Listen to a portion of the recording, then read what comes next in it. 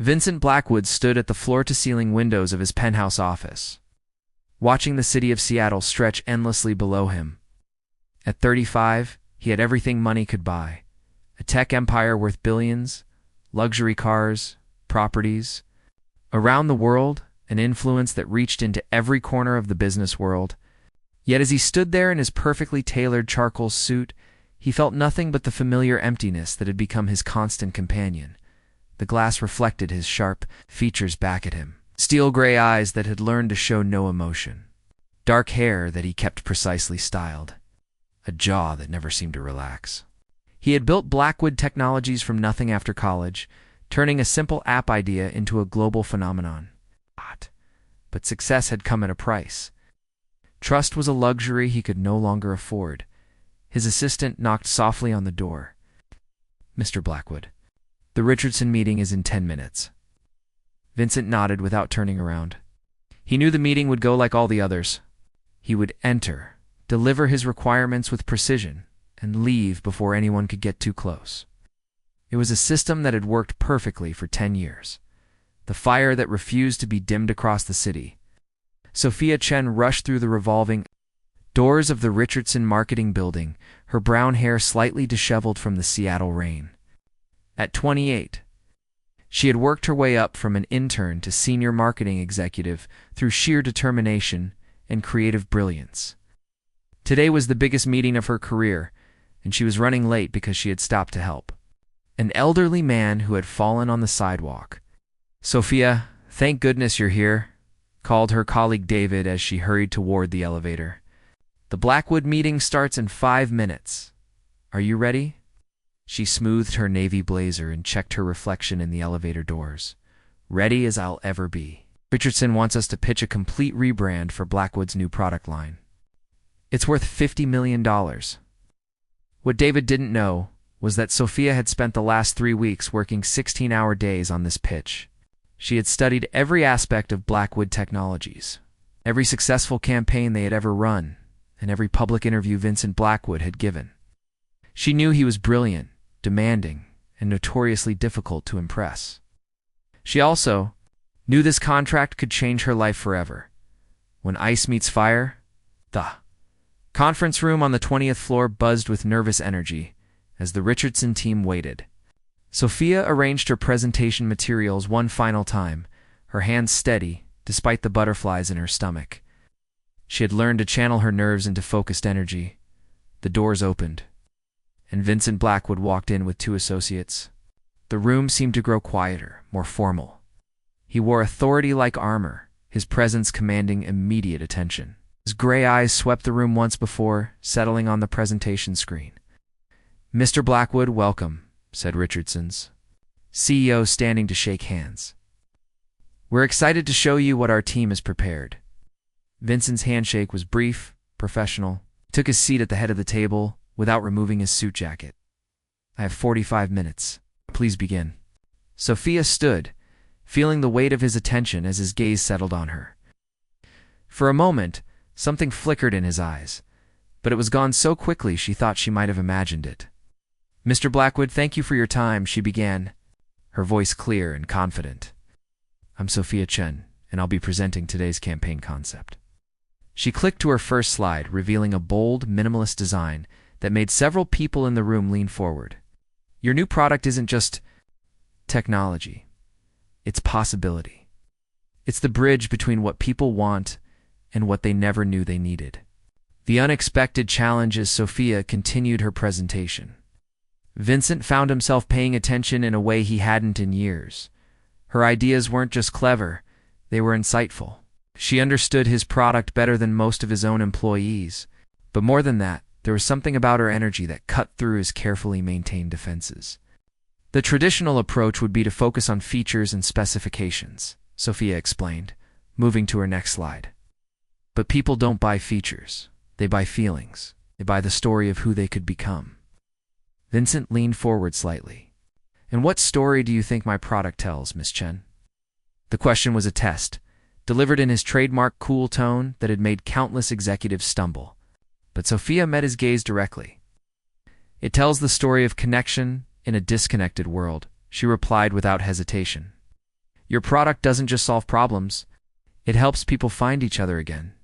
The room fell silent. Vincent's associates exchanged glances. It was rare to see their boss engage so directly with a presentation. Interesting theory, Vincent said, his tone neutral. But connection requires trust. Trust can be broken. How do you market something as fragile as human? Connection. Sophia paused, recognizing the challenge beneath his question. There was something personal in the way he had said it, a weight that went beyond business. You're right that trust can be broken, she replied softly. But it can also be rebuilt. Sometimes the strongest connections come after we've learned to be careful with each other's hearts. The crack in the armor, something shifted in Vincent's expression. For just a moment, the professional mask slipped, and Sophia caught a glimpse of something deeper. Pain, perhaps, or longing. But it was gone in an instant, replaced by his usual controlled demeanor. The rest of the presentation continued flawlessly. Sophia outlined a comprehensive campaign that was both innovative and practical, backed by solid research and creative execution. When she finished, the room erupted in polite applause. Vincent stood, straightening his tie. The proposal is adequate, he said, which everyone in the room knew was high praise from him. I'll have my people review the details and get back to you within a week. He was halfway to the door when Sophia's voice stopped him. Mr. Blackwood, she called out. He turned, one eyebrow raised. Are you okay? The question caught everyone off guard, including Vincent himself. In the business world, no one asked if the billionaire CEO was okay. They asked about profits, timelines, and market share. But Sophia had seen something in his eyes during their exchange about trust, and her natural compassion had overridden her professional caution. Vincent stared at her for a long moment. The room was so quiet that the sound of rain against the windows seemed deafening. His associates looked uncomfortable, unsure whether to intervene. I'm fine, Miss Chen, he replied finally, his voice softer than before. Thank you for asking. But as he left the conference room, Vincent found himself thinking about her question. When was the last time someone had asked if he was okay? When was the last time someone had looked at him and seen a person instead of a bank account? Hey! In the conference room, Sophia's colleagues bombarded her with questions. What was that about? David asked. Nobody talks to Vincent Blackwood like that. He seemed almost human for a minute there, added their creative director. I've never seen him engage with a presentation like that. Sophia gathered her materials, her mind still replaying the meeting. He did seem human, that's the problem. Richardson, CEO, patted her shoulder. Whatever you did in there, it worked. He's never called any proposal adequate before. Usually, it's insufficient or disappointing. But Sophia wasn't thinking about the business implications. She was thinking about the look in Vincent's eyes when she had asked if he was okay. There had been surprise there, and something else. Vulnerability. Maybe. As if no one had asked him that question in a very long time. Two worlds colliding that evening. Vincent sat in his penthouse living room, a glass of untouched whiskey on the table beside him. The space was immaculate, decorated by professionals. In shades of gray and black, it was beautiful, expensive, and utterly without warmth. Like everything else in his life, he couldn't stop thinking about Sophia Chen. Not just her presentation, though that had been impressive. It was the way she had looked at him when she asked if he was okay, as if she actually cared about the answer. 10 years ago, he had learned the hard way that caring was dangerous. Diana Winters had taught him that lesson thoroughly when she had betrayed him on what should have been their wedding day. She had taken his trust, his love, and his belief in connection, and shattered them all for money. Since then, he had built walls around his heart so high that nothing could reach him. But today, for just a moment, Sophia's simple question had found a crack in those walls. Meanwhile, across the city, Sophia sat in her small apartment, nursing a cup of tea and thinking about the mysterious billionaire. She had researched him extensively for the presentation, but all she had found were business articles and professional photos. There were no personal details, no mentions of family or relationships. It was as if Vincent Blackwood existed only in boardrooms and press releases. But she had seen something real in his eyes today. Behind all that control and success, there was a man who looked like he hadn't been truly happy in years. And despite all her professional training, despite knowing it was none of her business, she found herself wondering what had hurt him so badly that he had to build walls that high. The beginning of something unexpected. The next morning, Sophia arrived at work to find an email waiting for her. The message was brief and professional. Written in Vincent's characteristic style, Miss Chen. After careful consideration, Blackwood Technologies has decided to move forward with Richardson Marketing for our upcoming campaign. However, I have one condition. I want you to lead the project personally. We'll need to work closely together to ensure the campaign meets our standards. Please be prepared to start immediately, V. Blackwood. Sophia stared at the screen, her pulse quickening. Working closely with Vincent Blackwood would be the opportunity of a lifetime professionally. But personally, she had a feeling it would be far more complicated than any campaign she had ever run. Across the city, Vincent stood at his office window again, watching the Seattle skyline. He told himself he had chosen Sophia for the project because she was talented, which was true. But deep down, he knew there was another reason. For the first time in 10 years, someone had looked at him and asked if he was okay. And despite all his carefully constructed defenses, he found himself wanting to find out what might happen if he let someone get close enough to ask that question again. Neither of them knew it yet, but their professional partnership was about to become something neither had planned for.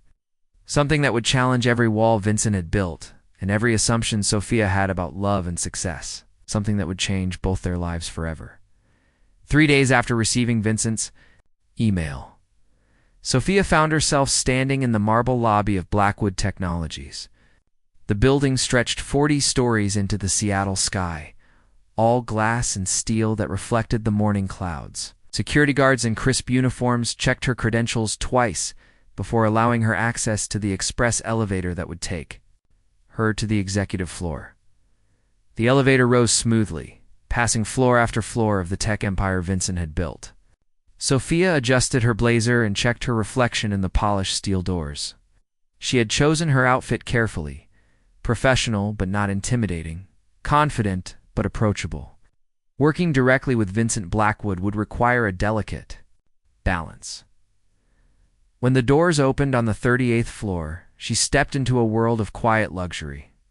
The reception area featured modern art and furniture that probably cost more than her annual salary. A woman with silver hair and kind eyes approached her, Miss Chen. I'm Margaret Walsh, Mr. Blackwood's executive assistant. He's waiting for you in the conference room. Margaret led her down a hallway lined with windows overlooking the city. A word of advice, she said quietly as they walked. Mr. Blackwood has worked with many marketing firms over the years. None of them lasted more than 6 months. He has very specific expectations. What kind of expectations? Sophia asked. Margaret paused at a set of double doors. Excellence, honesty, and most importantly, don't try to manage him. He can sense manipulation from a mile away, and he doesn't tolerate it. The first day Vincent stood with his back to the door when Sophia entered the conference room. He was studying a wall of monitors displaying real-time data from his company's various divisions. Without turning around, he said, "You're 3 minutes early. Good." "I believe in being punctual," Sophia replied, setting her laptop bag on the conference table. He turned then, and she was struck again by the intensity of his gray eyes. In the natural light streaming through the floor-to-ceiling windows, he looked younger somehow, though no less formidable. "Coffee?" he asked, gesturing to a service station that looked like it belonged in a high-end restaurant. "Please, Black."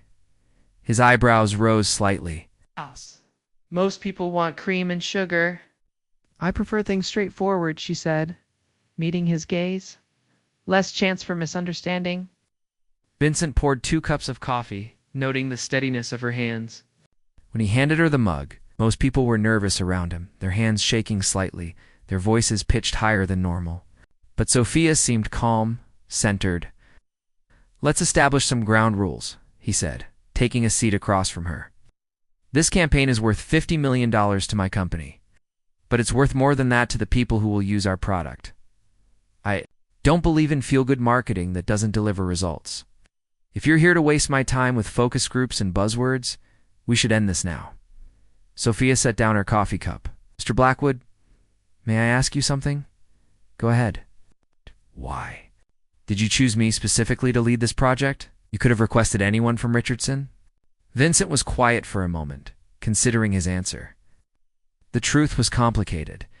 Your presentation showed an understanding of human connection that most marketers lack.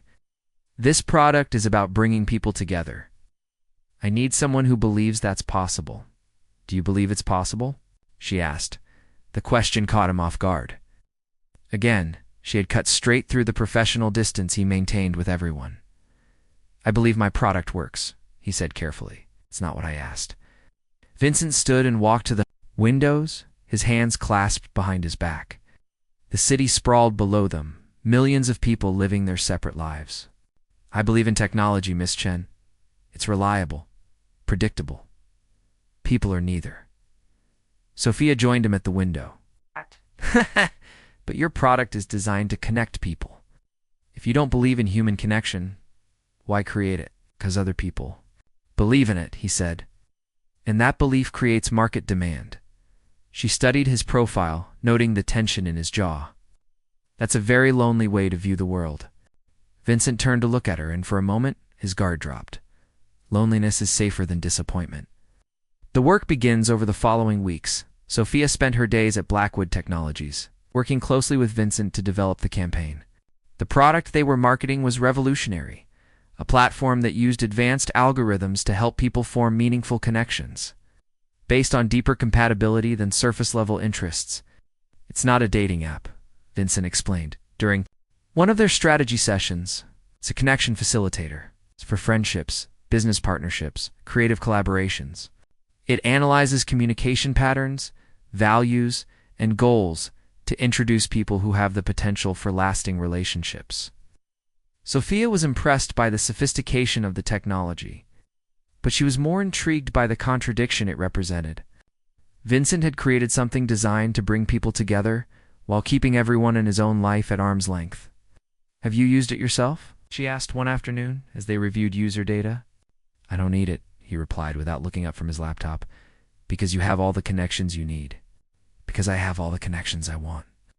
As they worked together, Sophia began to see cracks in Vincent's carefully maintained facade. She noticed that he never ate lunch with his employees, preferring to have meals delivered to his office.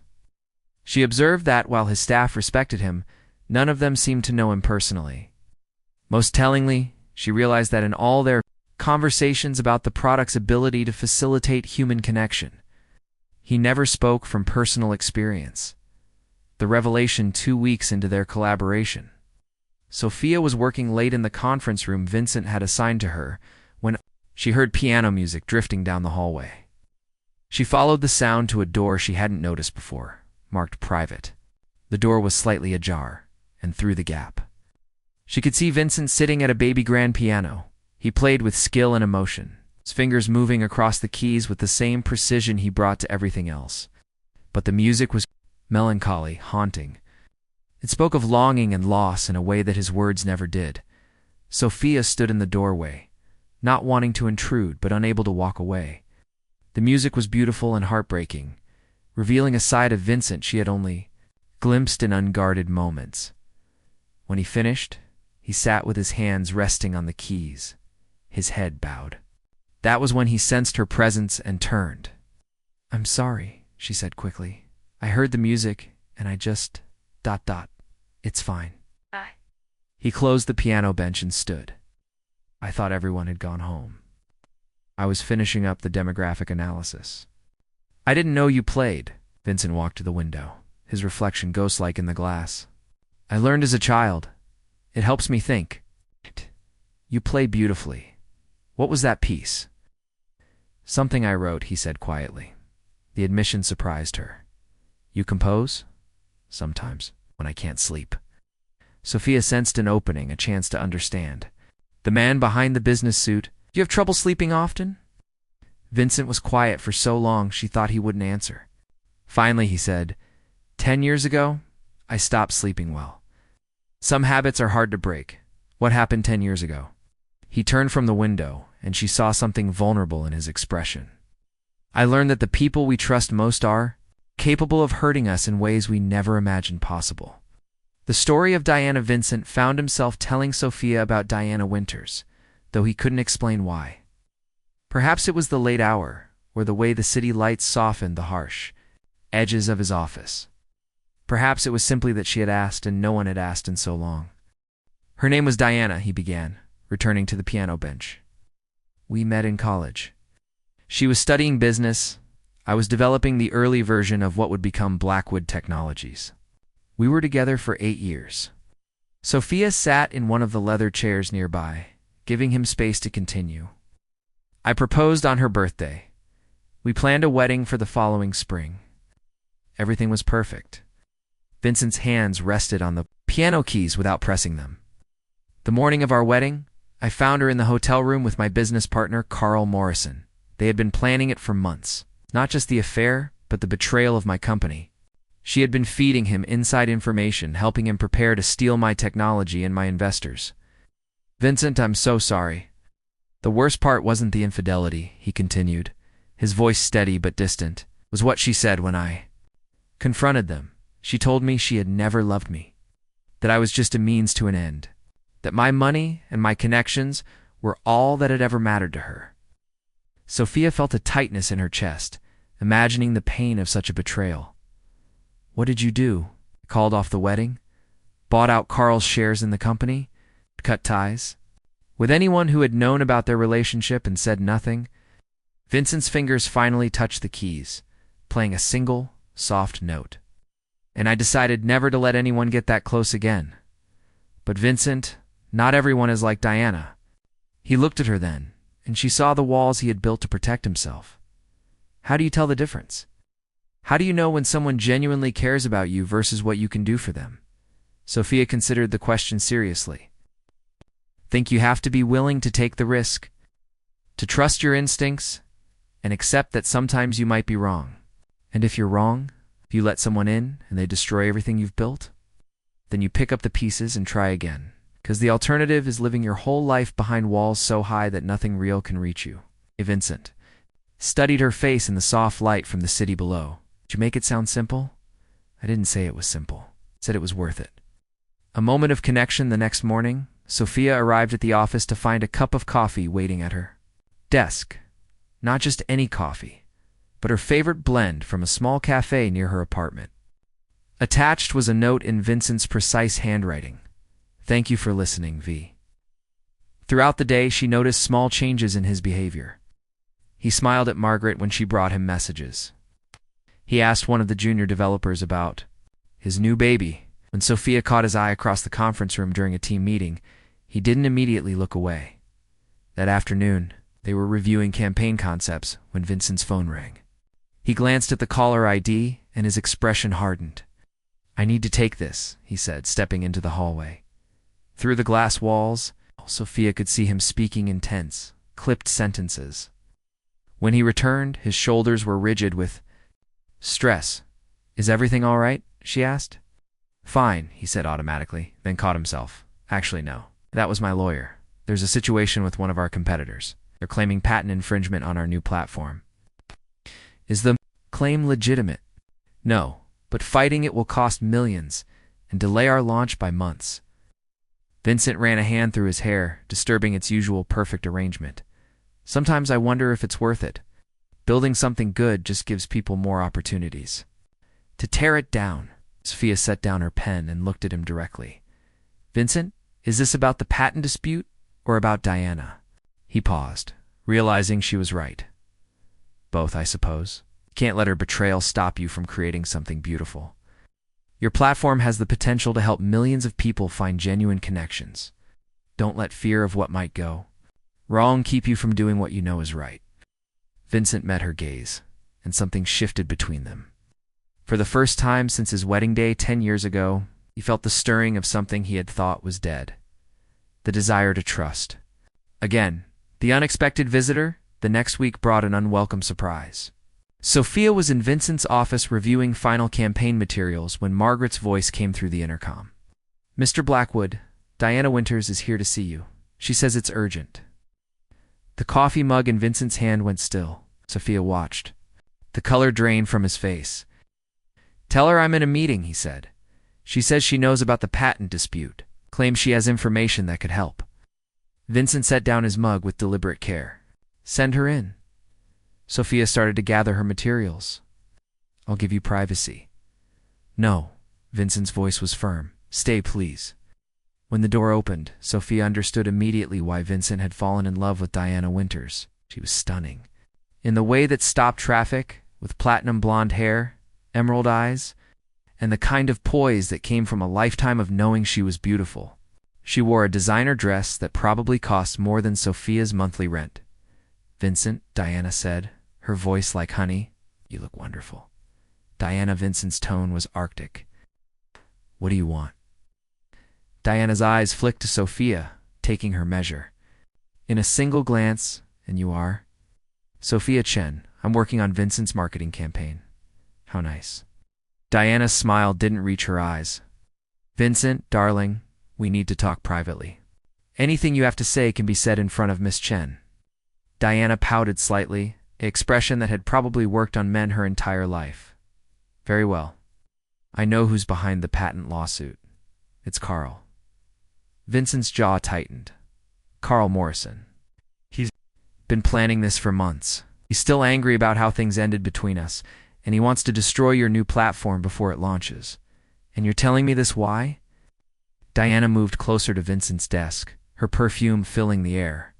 "Because I made a mistake 10 years ago. A terrible mistake. I was young and foolish, and I threw away the best thing that ever happened to me." Sophia felt her stomach clench as she watched Diana's performance. It was masterful in its manipulation, perfectly calibrated to exploit Vincent's vulnerabilities. "I've thought about you every day for 10 years, Diana continued. "About what we had, what we could have again." Vincent stood, his face unreadable. "What we had ended the morning I found you with Carl. People change, Vincent. I've changed. I want to make things right between us." Sophia saw the moment of hesitation in Vincent's eyes, the flicker of old pain and old longing. Diana saw it too and pressed her advantage. "Help me help you fight this lawsuit," Diana said. "Let me prove that I'm not the same person who hurt you." Vincent looked from Diana to Sophia, and in that moment Sophia realized that everything they had been building together hung in the balance. The walls around Vincent's heart had begun to crumble, but they could be rebuilt in an instant if he chose safety over hope. "I'll consider it," Vincent said finally. Diana smiled triumphantly. "Knew you would. We always were perfect together." As Diana left the office, trailing expensive perfume and promises, Sophia felt something cold settle in her chest. She had helped Vincent begin to trust again, only to watch the woman who had destroyed that trust return at the moment when he was most vulnerable. The question now was whether Vincent would choose the familiar pain of the past or the uncertain hope of the future. And Sophia wasn't sure she wanted to stay around to find out. The following week felt like walking through a minefield for Sophia. Diana had inserted herself into Vincent's life with surgical precision, appearing at the office daily with new information about the patent lawsuit. She brought Vincent lunch from his favorite restaurant, remembered details about his preferences. That spoke of years of intimate knowledge, and worst of all, she seemed to know exactly which emotional buttons to push. Sophia watched from her conference room as Diana leaned over Vincent's desk, her hand resting on his shoulder as she pointed. 2 documents on his laptop screen. The casual intimacy of the gesture made Sophia's chest tighten with an emotion she didn't want to name. "She's good at this," said James Sullivan, Vincent's best friend and business advisor, as he joined Sophia by the window.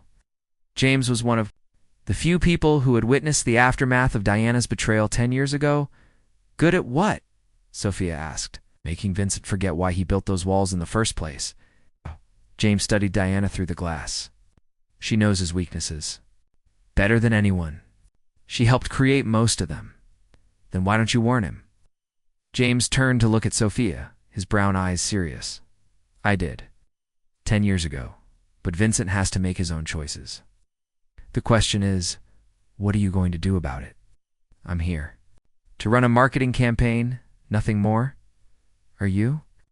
James's voice was gentle but knowing. Because from where I'm standing, it looks like you care about him. Right now, he needs someone who cares about him for the right reasons. The truth about Diana's return that evening. Sophia was leaving the office when she overheard Diana talking on her phone in the parking garage. Something in Diana's tone made her pause behind a concrete pillar. No, Carl, everything is going according to plan, Diana was saying, her voice completely different from the sweet tone she used with Vincent. Vincent is already starting to trust me again. Give me another week and I'll have access to all his files on the new platform. Sophia's blood ran cold as she listened. The patent lawsuit was brilliant, Diana continued. It gave me the perfect excuse to get close to him again. Once I have the technical specifications, we can file our own patent and destroy his launch completely. Sophia pressed herself against the pillar, her heart racing. Diana wasn't here to reconcile with Vincent. She was here to destroy him all over again. Don't worry about the marketing girl, Diana said with a laugh that made Sophia's skin crawl. Vincent might think he's developing feelings for her, but once I remind him of what we had together, she'll be forgotten. Men like Vincent always choose the familiar over the unknown. The call ended and Sophia heard the click of Diana's heels moving toward the elevator. She waited until she was sure Diana was gone before emerging from her hiding spot, her mind racing with what she had learned. The confrontation the next morning? Sophia arrived at the office early, determined to tell Vincent what she had overheard. But when she reached his office, she found Diana already there, sitting across from Vincent's desk with tears streaming down her face. I can't stop thinking about that morning, Diana was saying, her voice broken with emotion. The biggest mistake of my life was hurting you. I was so young, so scared of commitment, but I've grown up, Vincent. I know what real love is now. Vincent handed her a tissue, his expression softening in a way that made Sophia's heart sink. Diana, what we had is in the past. But it doesn't have to be, Diana said, reaching across the desk to take his hand. We could start over. We could have the life we planned before I ruined everything. Sophia cleared her throat from the doorway. I'm sorry to interrupt, but Vincent, I need to speak with you. It's urgent. Diana looked up, her tears drying with remarkable speed. Can't you see we're having a private conversation? Actually, this concerns you too, Sophia said, stepping into the office and closing the door behind her. Vincent looked between the two women, sensing the tension. What's this about, Sophia? Last night in the parking garage, I overheard Diana on the phone with Carl Morrison. They're working together to steal your platform technology. Diana's face went white, then flushed with anger. Oh, that's ridiculous. Vincent, you can't believe her. She's obviously jealous and trying to sabotage our reunion. I heard her say the patent lawsuit was designed to give her access to your files, Sophia continued, her voice steady despite her racing heart. She's not here because she loves you, Vincent. She's here to destroy you. You little witch, Diana hissed, all pretense of sweetness gone. You think you can steal him from me? Vincent belongs with someone of his own class, not some nobody. Marketing executive. Diana? Vincent's voice was low and dangerous. Is what Sophia said true? Diana's mask slipped completely, revealing the cold calculation beneath. Oh, please, Vincent, you always were too naive. Did you really think I came back because I missed you? You're a means to an end, just like you were 10 years ago. The words hit Vincent like physical blows. Sophia watched his face shut down, saw. The walls slammed back into place. Get out, Vincent said quietly. What? I said get out. Security will escort you from the building. If you come near me or my company again, I'll have you arrested. Diana stood, her composure cracking. You'll regret this, Vincent. Both of you will regret this. After she left, Vincent sank into his chair, his head in his hands. Sophia wanted to go to him, to offer comfort, but something in his posture warned her to keep her distance. Thank you, he said without looking up, for telling me the truth. Vincent, I'm sorry. I know this must be painful. He finally raised his head, and Sophia was startled by the emptiness in his eyes. Actually, it's not. It's clarifying. Diana was right about one thing. I am naive. I actually started to believe that people could change, that trust was possible. Vincent. Don't let her poison you against everyone. What she did doesn't mean that all people are like her. Doesn't it? He stood and walked to the window, his back to her. Twice now, I've let someone get close enough to hurt me. I won't make that mistake again. Sophia felt something break inside her chest. What are you saying? I'm saying this partnership is over. I'll pay Richardson's fee for the work you've done, but I don't need your services anymore. You're firing me because you're afraid. Vincent turned, his eyes blazing. I'm protecting myself. You should do the same. Go back to your safe little life and forget about Vincent Blackwood. The crisis 3 days later, Sophia was at home trying to focus on other projects when James Sullivan called her. You need to get to the hospital, he said without preamble. What? Why? What happened? Vincent collapsed at the office. Stress, the lack of sleep, not eating properly for weeks. The doctors say he's pushed himself to the breaking point. Sophia's hands shook as she grabbed her keys. Which hospital? Seattle General, Sophia? He's been asking for you. The drive to the hospital passed in a blur. Sophia found James in the waiting room, his usually calm demeanor frayed with worry. He's stable, but exhausted. The doctors want to keep him for observation. James ran a hand through his hair. He's been destroying himself since Diana left, working 20-hour days, not sleeping, barely eating. It's like he's punishing himself for caring. Can I see him? Nodded toward the hallway, room 314. But Sophia, he's built those walls higher than ever. I'm not sure you can reach him. The break through Vincent's hospital room was dimly lit. The only sound, the steady beep of monitors. He lay propped up against pillows, looking younger and more vulnerable than Sophia had ever seen him. His eyes were closed, but she could tell he wasn't sleeping. I know you're awake, she said softly. Taking the chair beside his bed, he opened his eyes, and for a moment, she saw relief flicker across his features before the mask slipped back into place. You shouldn't be here, he said. Where else would? You're in the hospital. I'm fine, just tired. Sophia studied his pale face, the dark circles under his eyes. When was the last time you ate a real meal? Or slept more than 2 hours? I don't need a caretaker. No, you need a friend. But you're too scared to let anyone be one. Vincent closed his eyes again. I told you to forget about me. I told you I don't give up that easily. Sophia leaned forward in her chair. Vincent, look at me. Reluctantly, he met her gaze. Diana was a liar and a manipulator, Sophia said. But that doesn't mean everyone is. That doesn't mean you have to spend the rest of your life alone. It's safer. Safe isn't living. Safe is just existing. Sophia reached out and gently took his hand. To her surprise, he didn't pull away. You created that platform because deep down you still believe in connection. You still believe that people can find each other and be happy together. Maybe I was wrong, or maybe you were right, but you're too afraid to find out. Vincent stared at their joined hands. What if I let you in and you leave? What if you decide I'm not worth the trouble? What if I don't? Sophia squeezed his fingers gently. What if I stay? What if this is the beginning of something real and beautiful and worth all the risk? The confession for a long moment, Vincent, was quiet, and so softly she almost missed it. He said, I'm falling in love with you. Sophia's heart stopped. What? I tried not to. I told myself it was just gratitude, or attraction, or loneliness. But it's more than that. Vincent's voice was raw with honesty. You make me want to be brave again. You make me want to trust again, and that terrifies me. Vincent, Sophia whispered, her own eyes filling with tears. When Diana came back, part of me was relieved, because choosing her would have been easier. The pain would have been familiar. But you're different. You see me, really see me. And if I lose that, if I lose you, I don't think I could survive it. Sophia stood and leaned over the hospital bed, framing his face with her hands. You're not going to lose me. I'm falling in love with you too. Even knowing how broken I am, you're not broken. You're careful. There's a difference. She smiled through her tears. Besides, I happen to like careful men who play piano and ask if people are okay.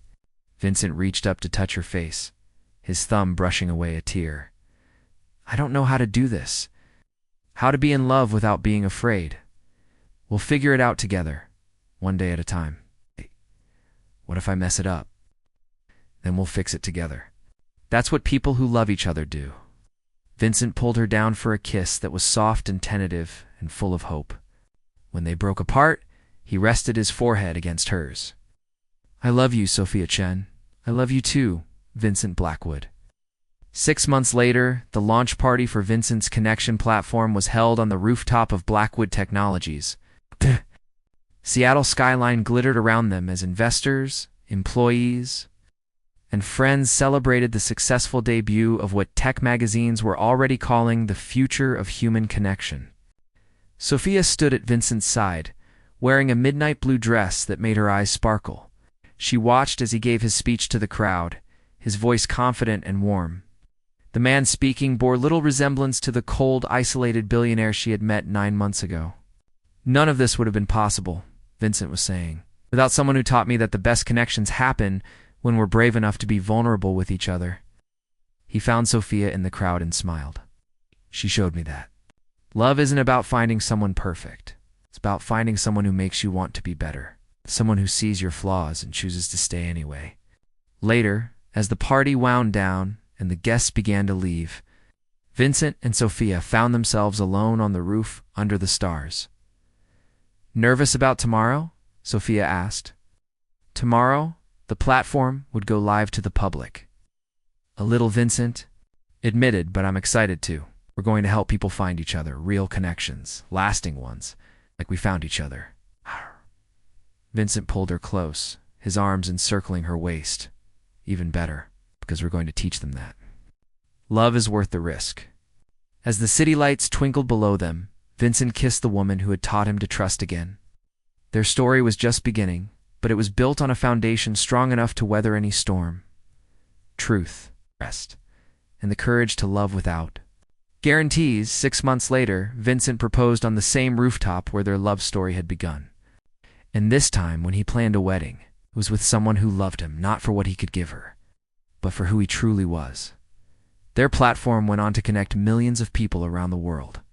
But Vincent and Sophia knew that their greatest creation was the love they had built together, one honest conversation at a time. It proved that even the most carefully guarded hearts could learn to trust again if they found the right person to take the journey with. The billionaire who had spent 10 years avoiding love had finally discovered that the greatest risk was also the greatest reward. In Sophia's arms, surrounded by the city that had brought them together, Vincent Blackwood finally came home.